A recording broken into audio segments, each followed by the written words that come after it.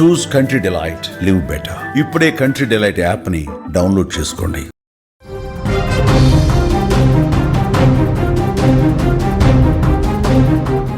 War zone breaking news చూస్తున్నాం. Russia Ukraine మధ్య మళ్లీ ఉద్రిక్తతలు పెరిగిపోతున్నాయి.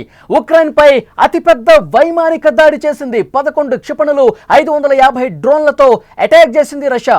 270 డ్రోన్లు 2 క్షిపణులను కూల్చివేశామని ఉక్రెయిన్ ప్రకటన చేస్తున్నప్పటికీ కూడా ఉక్రెయిన్ తీవ్రంగా నష్టపోయింది ఈ దాడిలో అని సమాచారం వస్తుంది. దాడిలో 23 మందికి గాయాలయ్యాయి. పలు నివాస భవనాలు పూర్తిగా ధ్వంసమైపోయినటువంటి పరిస్థితి ఉంది. కీవ్లో ఉన్న పోలాండ్ దౌత్య కార్యాలయం కూడా పూర్తిగా దెబ్బతిన్నటువంటి పరిస్థితి ఉంది. ఉక్రెయిన్ అంతం చేసే వరకు పుతిన్ సేన ఇక నిద్రపోదు అన్నట్లుగా సంకేతాలు కనిపిస్తూ ఉన్నాయి. రష్యా దెబ్బకు ఉక్రెయిన్ అల్లాడిపోతుంది, విలవెల్లాడిపోతుంది. మరొకసారి అతి భయంకరమైన దాడి చేసింది రష్యా. ఉక్రెయిన్ మీద రష్యా దాడికి సంబంధించినటువంటి లేటెస్ట్ సమాచారం మీకు అందిస్తున్నాం. 550 డ్రోన్లతో దాడి చేసింది. 11 షార్ప్ మిసైల్స్తో దాడి చేసింది. వాటిలో చాలా వరకు డ్రోన్లను క్షిపణులను ఉక్రెయిన్ అడ్డుకుంది అని చెప్తున్నప్పటికీ కూడా తీవ్ర నష్టం జరిగింది ఉక్రెయిన్కు ఈ దాడితో. మిగిలినటువంటి రష్యా ఆయుధాలు ఉక్రెయిన్కు భారీ నష్టం చేశాయనే సమాచారం వస్తోంది. రష్యా 3 ఏళ్ల క్రితం ఉక్రెయిన్పై దురాక్రమణ ప్రారంభించాక చేపట్టినటువంటి అతిపెద్ద దాడి ఇదిగా తెలుస్తోంది. షహీద్ డ్రోన్లు, బాలిస్టిక్ క్షిపణుల పేలుళ్ల మోతలతో కీవ్ మొత్తం ఒక్కసారిగా దద్దరిల్లిపోతుంది. అక్కడ సైరన్ల మోత మళ్లీ కనిపిస్తోంది. కీవ్లో 5 అంతస్తుల నివాస భవనం పాక్షికంగా దెబ్బతింది. 7 అంతస్తుల భవనంలో కూడా ఒక్కసారిగా క్షిపణుల దాడులతో, డ్రోన్ల దాడులతో చెల్లా చెదురుగా పడిపోతున్నటువంటి పరిస్థితి. ఒక గోదాము, ఒక గ్యారేజ్, ఒక ఆటో రిపేర్ కేంద్రం సైతం మంటల్లో చిక్కుకున్నటువంటి పరిస్థితి. కీవ్లో రైల్వే వ్యవస్థ పూర్తిగా దెబ్బతింది అని అధికారులు అక్కడ స్పష్టం చేశారు. తెల్లారేసరికి కీవ్ రోడ్లన్నీ కూడా ధ్వంసమైపోయాయి. కాలిపోయినటువంటి వాహనాలు, భవనాల వ్యర్థాలతో నిండిపోయినటువంటి పరిస్థితి. ఈ దాడుల్లో ఇప్పటివరకు చాలా మంది గాయపడ్డట్టుగా సమాచారం వస్తోంది. మా ప్రజలు కఠినమైన నిద్రలేని రాత్రి గడిపారు అని జెలెన్స్కీ చెప్పారంటే ఈ దాడి ఎంత షార్ప్గా చేశారు, ఎంత తీవ్రంగా చేశారు, ఎంత భయం గొలిపే విధంగా చేశారన్నది కూడా చాలా స్పష్టంగా అర్థమవుతుంది. అక్కడి మెట్రో స్టేషన్లు బేస్మెంట్లు, భూగర్భ పార్కింగ్ గ్యారేజీల్లోకి పరుగులు తీశారు అని అక్కడ ఉక్రెయిన్ మంత్రి చెప్పారంటే ఉక్రెయిన్లో ముఖ్యంగా కీవ్లో అక్కడ దౌత్య కార్యాలయం పోలాండ్కి సంబంధించి పూర్తిగా ధ్వంసమైపోయింది. అక్కడ అనేక ప్రభుత్వానికి సంబంధించినటువంటి కార్యాలయాలు కావచ్చు, పౌరులు వినియోగించే మెట్రో స్టేషన్లు, బస్ స్టేషన్లు కావచ్చు, రైలు ప్రయాణాలు చేసే ట్రాక్లు కావచ్చు, అవన్నీ కూడా పూర్తిగా ధ్వంసమైపోయాయి. అలాగే పెద్ద పెద్ద భవంతులు పూర్తిగా తమ స్వరూపాన్ని కోల్పోయాయంటే అక్కడ ఎలాంటి ఒక భయంకరమైనటువంటి బీభత్స కాండ జరిగిందనేది కూడా మనకి అర్థమవుతున్నటువంటి పరిస్థితి ఉంది.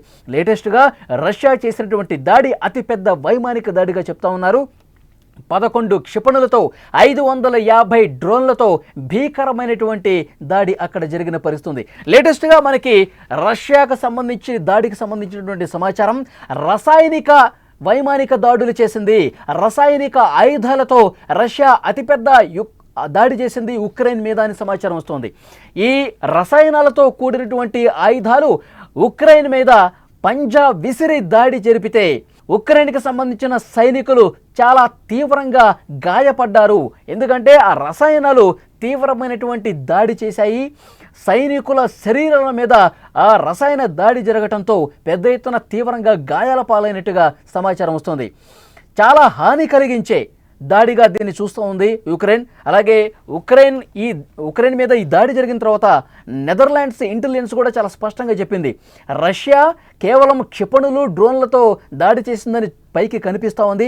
ఆ దాడిని అలాగే చూస్తూ ఉన్నారు. కానీ ఏవైతే ఆయుధాలతో దాడి చేస్తుందో అది పూర్తిగా రసాయనాలతో కూడినటువంటి ఒక భయంకరమైన దాడి.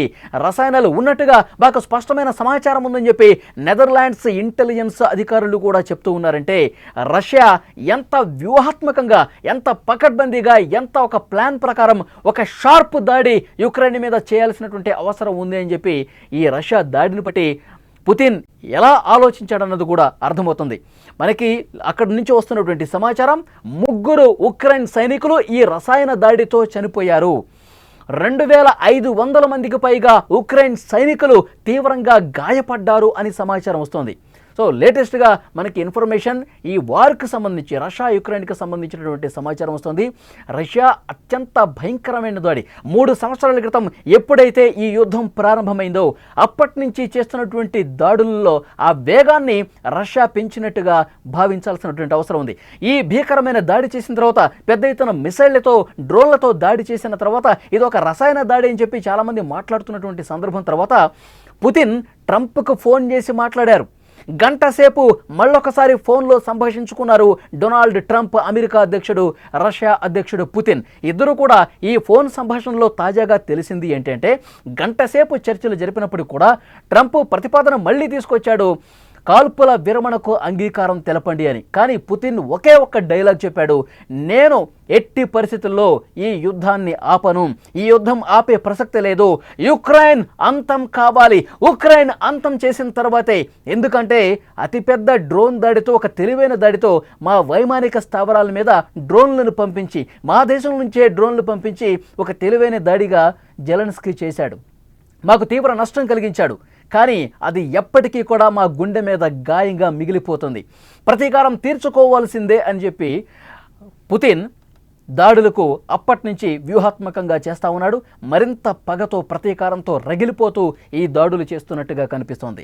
నిన్న ట్రంప్తో కూడా పుతిన్ ఇదే విషయం చెప్పాడు, ఎట్టి పరిస్థితుల్లో ఉక్రెయిన్ అంతం అయ్యే వరకు ఈ దాడులు ఆపే ప్రసక్తే లేదు, ఈ దాడులు ఇదే విధంగా కొనసాగుతుంది, యుద్ధం కొనసాగుతూనే ఉంటుంది, జెలెన్స్కీ కాళ్ల బేరానికి రావాలి, యుక్రెయిన్ పూర్తిగా తమ కాళ్ల బేరానికి వచ్చి చేతులు జోడించి మొక్కితే అప్పుడేమైనా ఆలోచిస్తానేమో, అంతవరకు ఈ యుద్ధం ఆగదు ఆగదు ఆగదు అంటూ డొనాల్డ్ ట్రంప్కి గంట సేపు మాట్లాడిన తర్వాత కూడా తెగేసి చెప్పినట్టు పరిస్థితుంది.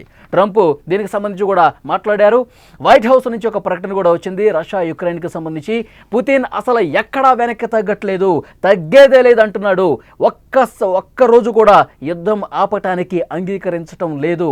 పుతిన్ మాటలను బట్టి ఇదే అర్థమవుతుంది. పుతిన్తో మాట్లాడిన తర్వాత నేను చాలా నిరాశపడ్డాను అంటూ ట్రంప్ కూడా తన ట్రూత్ సోషల్లో పోస్ట్ పెట్టినటువంటి పరిస్థితుంది. సో డెఫినెట్గా రష్యా యుక్రెయిన్ యుద్ధం అనేది చాలా విషాద గీతిక 3 సంవత్సరాలుగా కొనసాగుతున్నటువంటి పరిస్థితుంది. యుక్రెయిన్ సైనికులు తీవ్రంగా నష్టపోతున్నారు, యుక్రెయిన్ పౌరులు కూడా భయంతో పరుగులు పెడుతున్నటువంటి పరిస్థితుంది. అక్కడ యుక్రెయిన్లో ఉన్న మంత్రులే గత రాత్రి చాలా దారుణంగా గడిచింది, నిద్రలేని రాత్రుళ్ళు మా పౌరులు గడిపారు అంటే కీవ్ మీద ఎంత భయంకరమైనటువంటి షార్ప్ దాడులు పుతిన్ సేన చేసింది అనడానికి చాలా స్పష్టంగా ఆధారాలు కూడా కనిపిస్తున్నాయి. అయితే ఈ దాడి చాలా భయంకరమైనటువంటి రసాయన దాడిగా యుక్రెయిన్ ఆరోపిస్తుంది. నెదర్లాండ్, డచ్ రక్షణ శాఖ మంత్రి కూడా దీని మీద ఒక ప్రకటన చేశారు. చాలా స్పష్టంగా చెప్తా ఉన్నారు, ఇలాంటి దాడులు సరైనవి కాదు, యుద్ధ నీతి పాటించడం లేదు రష్యా మీద ఆంక్షలు పెట్టాల్సిందే.